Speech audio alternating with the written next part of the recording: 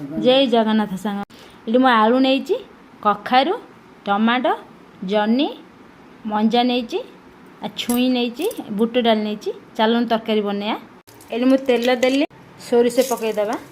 सोरिष फुटी पियाज पकईदे पियाज आमर हो आसला अदा रसुण कंचानक छेची थी गोलईदे आमर ये हो आसला पर गोटे प्रथम आलू पकई मंजा पकईदे आम सब पर एक संगे पकईदे एकदम कखारी पकई जन्नी देदे एपट सेपट कर गोलईदे बुट डाल पकईदे एपट सेपट कर गोलईदे एकदम सब गोल जहाँ गुंड मसला अच्छी सब तादेह पकईवा प्रथम ये लुण देवा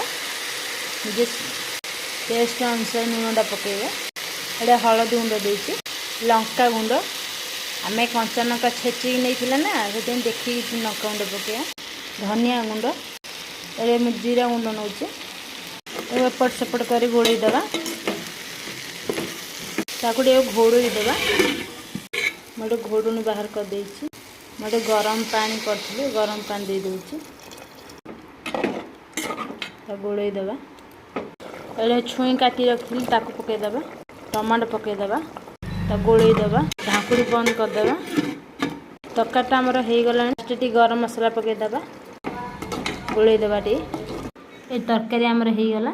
भात सांगे खाईपर रुटी सांगे भी खाईपर जी मो वीडियो नुआ अच्छी सब्सक्राइब करदे लाइक करेंगे।